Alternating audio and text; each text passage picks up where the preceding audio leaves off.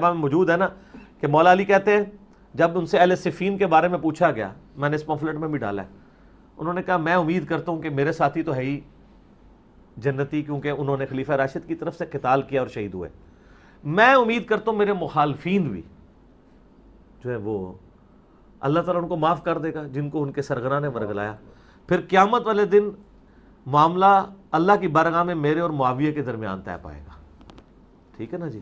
یہ حصہ چھپا دیتے ہیں.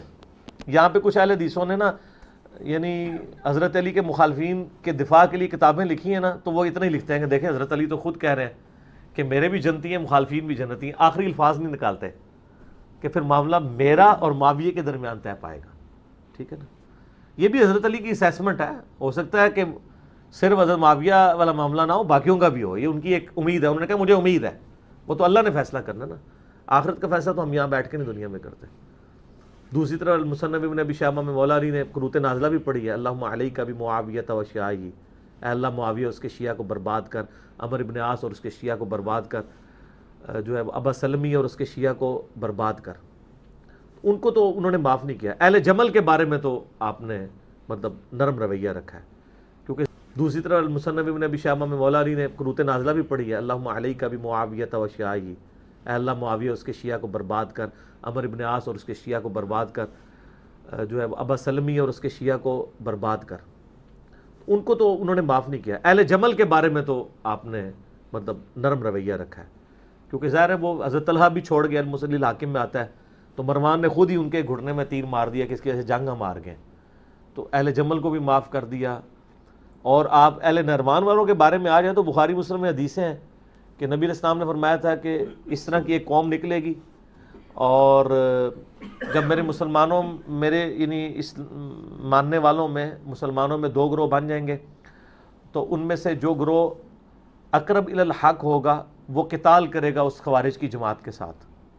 ٹھیک ہے. وہ روئے ارض کے سب سے بہترین لوگ ہوں گے، وہ خوارج کے خلاف لڑنے والے مولا علی کے ماننے والے لوگ جو جنگ نہروان ہوئی ہے. اب یہ اقرب الی الحق سے وہ پھر لیتے ہیں، کہتے ہیں جی اس سے پتہ چلا دوسرا بھی حق پہ ہے.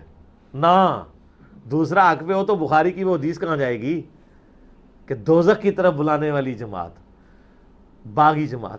اقرب الی الحق جو ہے یہ عربی کا سٹائل ہے. پھر میں نے اس پمفلٹ پہ باقاعدہ اس کا جواب دیا ہے کہ اس سٹائل کی یہ تو آیت ہے نا، سورہ آل عمران کی آیت نمبر 167 ہے.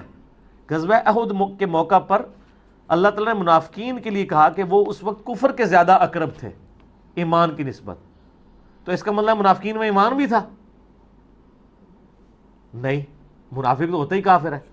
تو کہا اقرب، یہ اقرب کا مطلب حق والا اس کے تحت. اور سورہ الکبریٰ البیہقی میں عمار بن یاسر نے فرمایا کہ اہل شام کو یہ نہ کہو کہ وہ کافر ہیں، بلکہ کہو کہ وہ فاسق ہے اور ظالم ہے.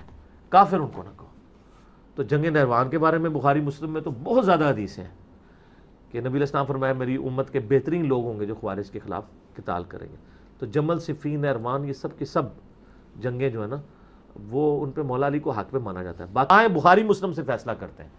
نبی علیہ السلام جب فرما رہے ہیں عمار کو باغی جماعت دوزخ کی طرف بلانے والی قتل کرے گی، اس سے جو رزلٹ نکلتا ہے وہ آپ نکال لیں.